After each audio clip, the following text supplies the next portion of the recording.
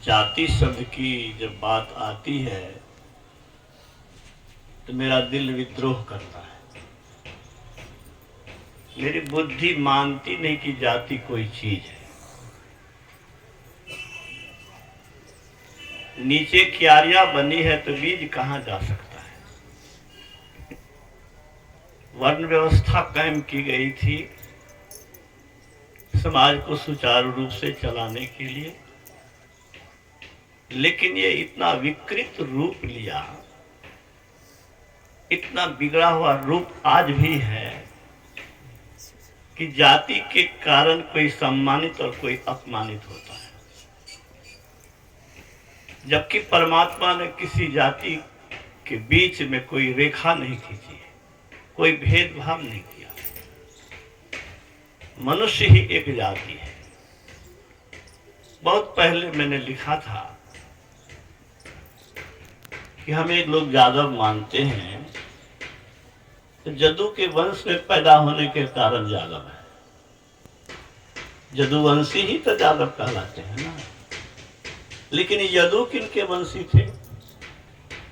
तो जड़ तो मनु के वंशज सभी हैं। तो मनु के वंशज सब जब हैं तो मनुष्य हैं। मुसलमान भाई आदम हवा की बात मानते हैं। तो आदम के वंशज तो आदमी है, तो कौन आदमी नहीं है? तो कैसे एक वंश के नहीं? इसीलिए इस भेदभाव से ऊपर उठने की आवश्यकता है। इस जातिवाद ने भारत का इतनी क्षति की और अभी भी कर रहा है। इसको मैं तो समझता हूं कि इसको जला देने की आवश्यकता है। जाति शब्द को ही जला देना चाहिए। खैर, भक्ति आज का विषय है। भक्ति क्यों करें? बड़ा अच्छा गोस्वामी तुलसीदास जी ने लिखा, सुनो खगेश हरि भक्ति बिहाई, जो सुख चाहि आन उपाई, ते सच महासिंधु बिनु तरनी, अपैरी पार चाहि जड़ करनी। कोई समुद्र को पार करना चाहे या कहीं हम पैदले पार करेंगे, तो जैसे यह असंभव है, वैसे ही कोई अगर चाहता है कि हरि की भक्ति, ईश्वर की भक्ति किए बिना हम सुख पालें, दुख से बच जाएं, ये होना संभव नहीं है। तब लगी कुशल न जीव का, सपने हो मन विश्राम, जब लग भज सिन राम का, शोक धाम तजी काम। जब तक ईश्वर की भक्ति नहीं, तब तक दुखों से छुटकारा नहीं। क्यों नहीं? अरे जहां जो चीज है नहीं, वहां आप खोजेंगे तो कैसे मिलेगा? आग के निकट आपको गर्मी नहीं लगे, क्या यह संभव है? बर्फ के निकट ठंडी नहीं महसूस हो, संभव है? ये संसार सबको जलाया है, सबको दुखाया है, सबको रुलाया है। आपको छोड़ देगा क्या? आप अपवाद में रह सकते हैं क्या? शरीर इंद्रियों के साथ जो रहेंगे उन्हें तो दुख भोगना ही पड़ेगा।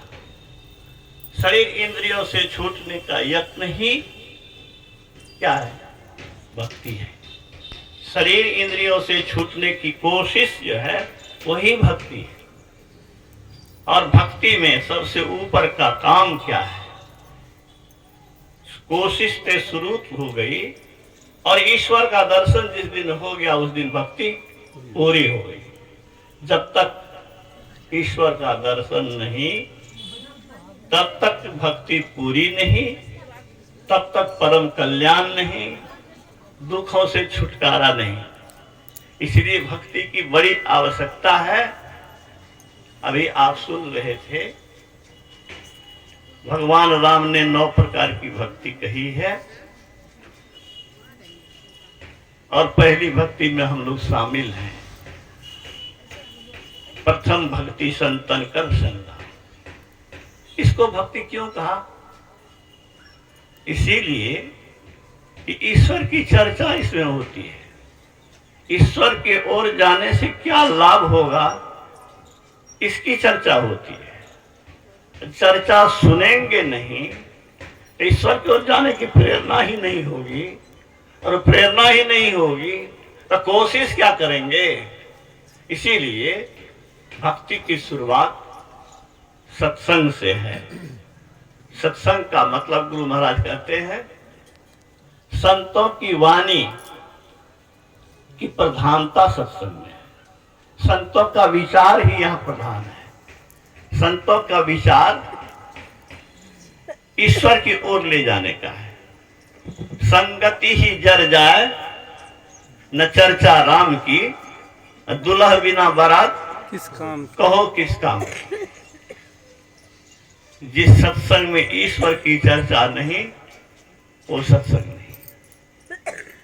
जाने बिनु न होए प्रतीति, बिनु प्रतीति होए नहीं प्रीति, प्रीति बिना नहीं भक्ति दिहाई, जिमी खगैस जल के चिकनाई। ईश्वर के गुण को यहाँ जनाया जाता है। ईश्वर जहाँ है, ईश्वर जो है वह एक रस है। वह बदलता नहीं, वह जन्मता नहीं, वह मिटता नहीं, वह मरता नहीं, अजर है, अविनाशी है। हम लोग तो धरती के आधार पर हैं, उसको किसी आधार की जरूरत नहीं है। आकाश में रह सकेंगे आप, लेकिन ईश्वर आकाश में उसको जरूरत ही नहीं है। निराधार, स्वयं निराधार, लेकिन सबका वह आधार। इसलिए सर्व